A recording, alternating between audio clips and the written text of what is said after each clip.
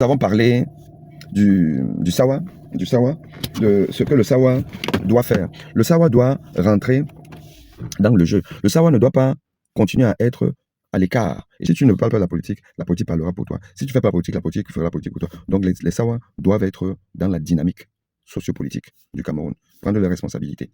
Le cercle de réflexion SAWA Perspective a tenu sa troisième réunion, son troisième séminaire hier vendredi 12 septembre, pour réfléchir sur le positionnement des SAWA dans l'élection présidentielle au Cameroun. Déjà, qu'est-ce qu'on attend? Que sera le Cameroun après l'élection du 12 octobre? Quelles sont les difficultés? Pourquoi les difficultés rencontrées par l'opposition sont presque insolubles? Et quel est le rôle des SAWA dans le jeu électoral au Cameroun? Qu'est-ce que les SAWA doivent faire? J'ai eu l'honneur d'être l'invité de cette causerie familiale hier, invité donc par ce groupe de réflexion des SAWA qui pense que l'homme SAWA doit finalement prendre ses responsabilités, doit essayer de se projeter dans la dynamique positive qu'une partie du peuple camerounais essaie d'implémenter à effet de sortir du chaos. Et donc la famille, des personnes très intéressantes, disséminées dans le monde, en Allemagne, aux États-Unis, en France et ailleurs, ont donc participé à cette réflexion. Et mon frère, Tesso Priso, qui était le présentateur, et avec tous les autres organisateurs que je salue ici là, donc mon autre frère, Sa Majesté Serge Kabouma, ont donc initié cette réflexion. Et on a parlé de ce qui se passe au Cameroun.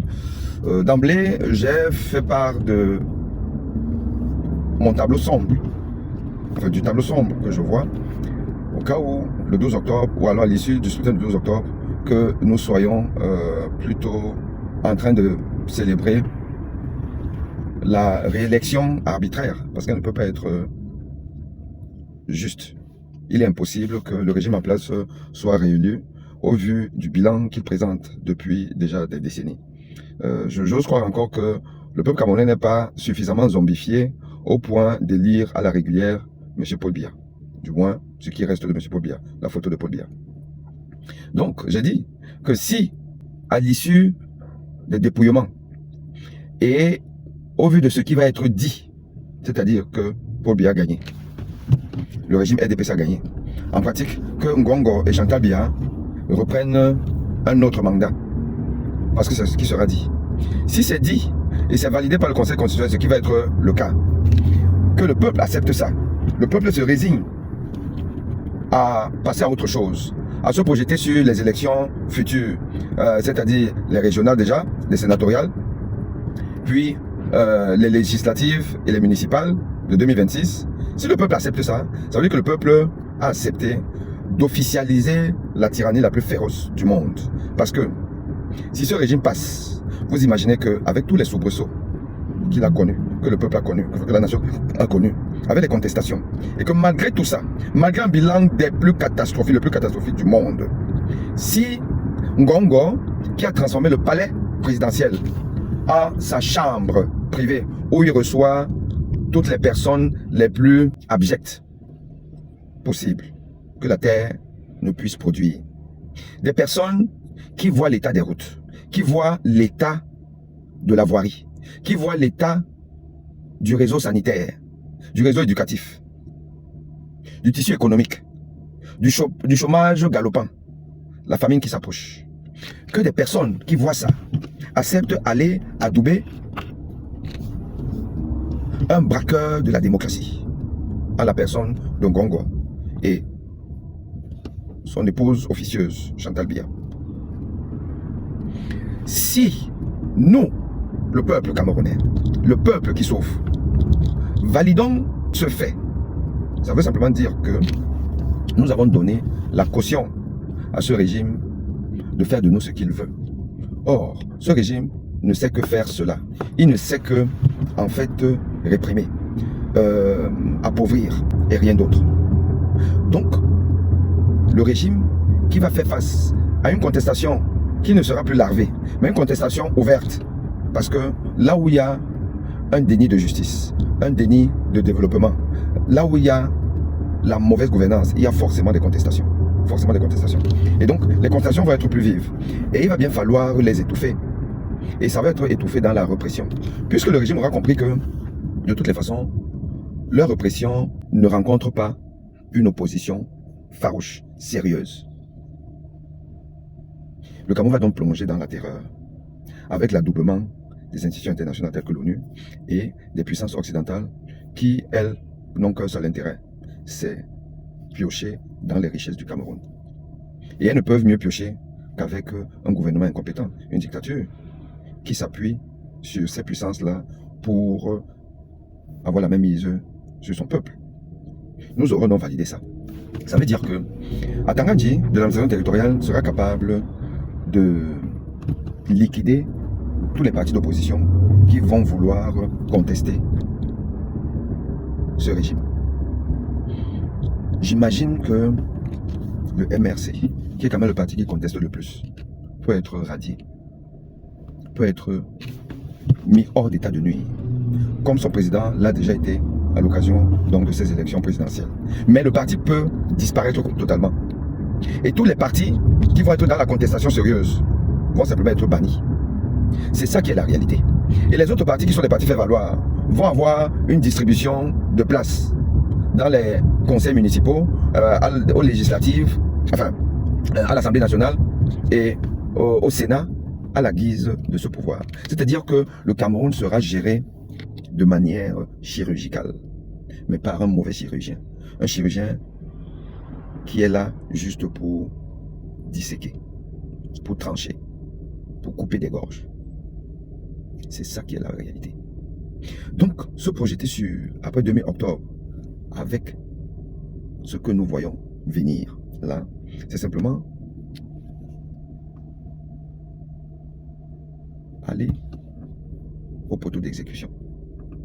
C'est tout ce que je peux dire. Et voilà comment est-ce que j'ai un peu présenté le décor de ce débat très intéressant qui a eu lieu. Et il y a eu donc des réactions des uns et des autres qui ont estimé que mon tableau apocalyptique, certes, est plausible, mais devrait ne pas arriver. Et pour ne pas arriver, justement, les gens ont posé la question de savoir comment on fait.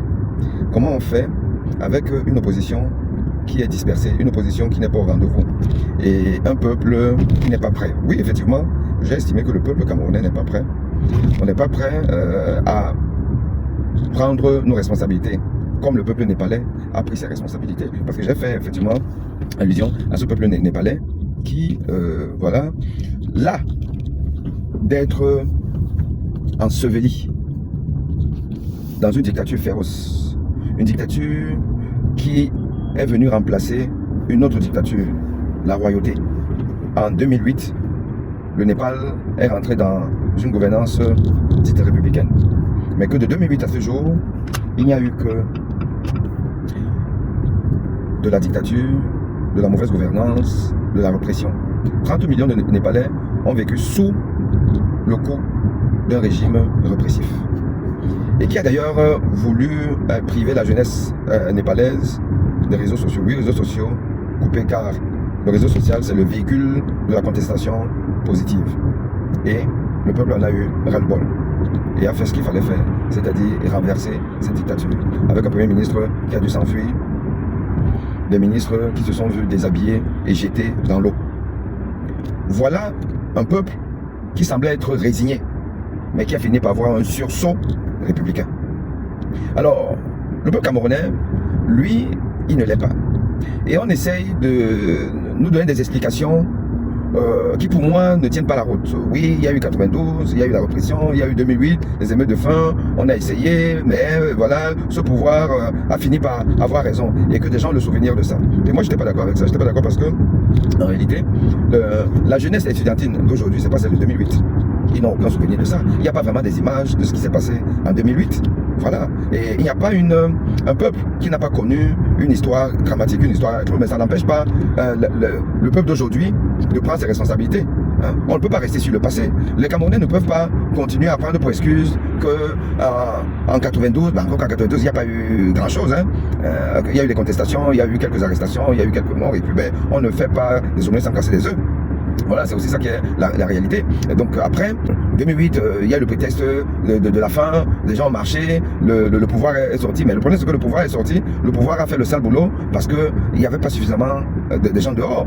Oui, et ceux qui ont vu leurs camarades tomber ont eu peur, mais ils ont eu peur parce qu'il n'y avait pas foule. Quand il n'y a pas foule, il y a forcément manque de détermination. C'est ça qui est la réalité. Et donc on ne peut pas continuer, parce que ce discours-là arrange le pouvoir. Un pouvoir qui pourtant est frileux. On l'a vu au Nord, avec la détermination des populations du Nord à ne pas laisser un petit préfet faire du sale boulot.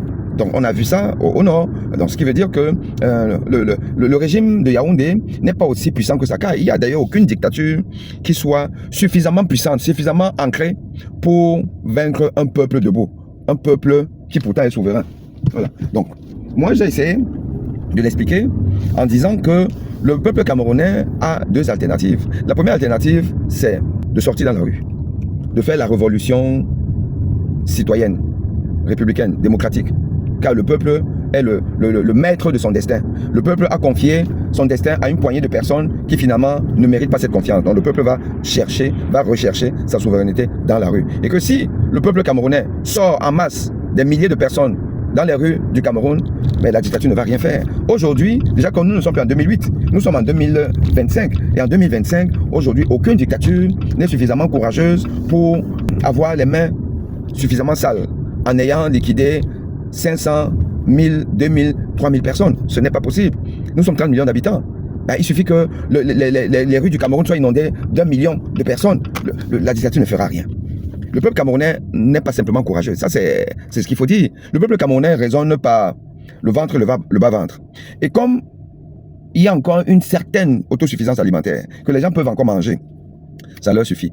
Comme les gens peuvent boire, danser et attraper des femmes, parce que celui qui a un peu va aller prendre la femme qui n'a rien. Le peuple estime que la paix est bien.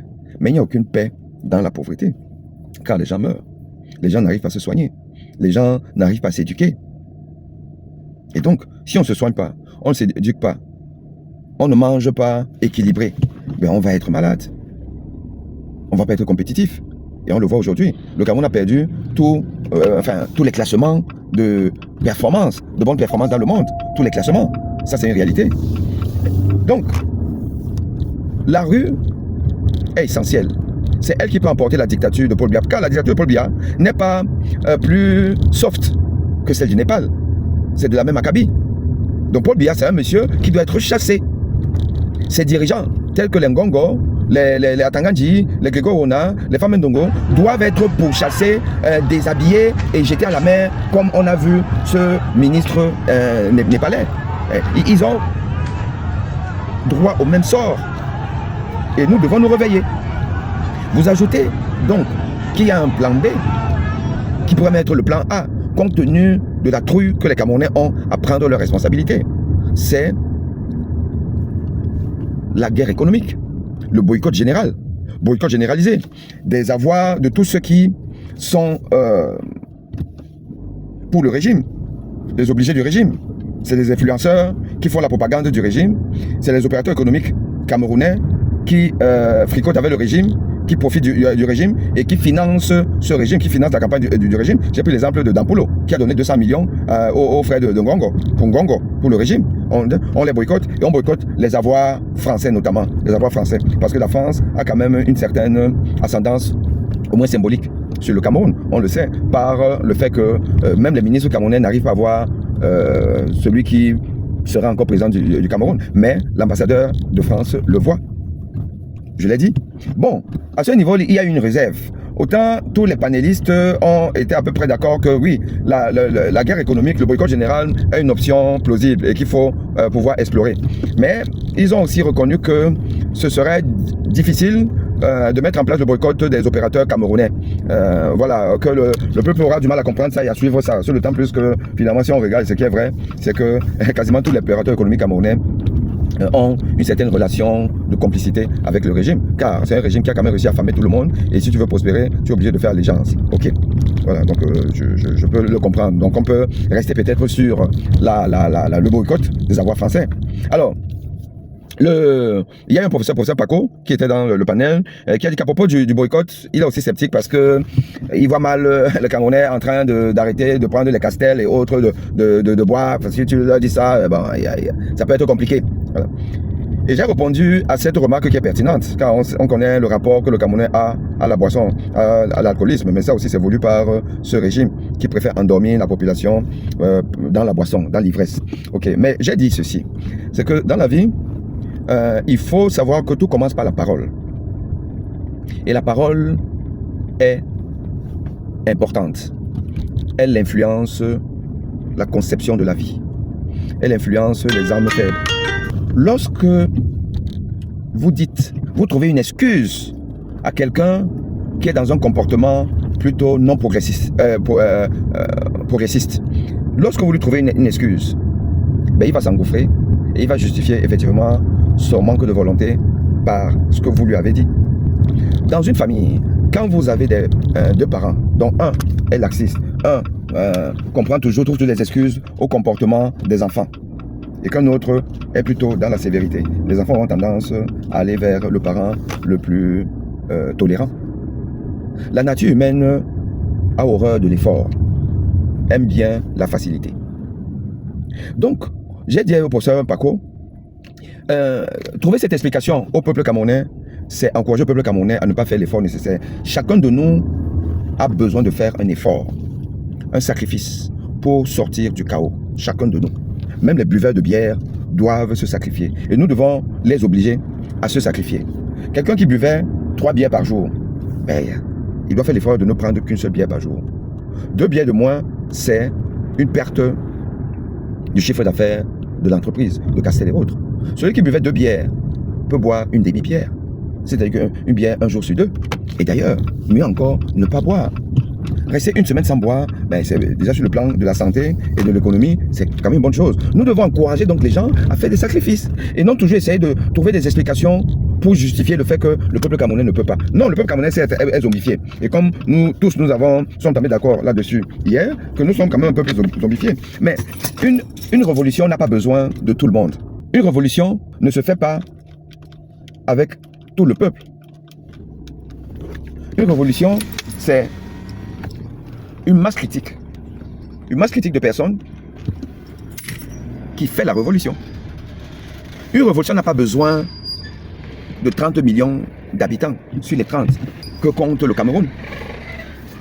Une révolution, c'est 500 000 personnes, c'est 1 million de personnes. Si 1 million de personnes sont dans la dynamique de la rue et 5 millions sont dans la dynamique du boycott, je peux vous assurer qu'il y a un impact. Et c'est le discours que nous devons tenir au Cameroun. Voilà. Donc voilà un peu ce que j'ai essayé d'expliquer aux uns aux autres.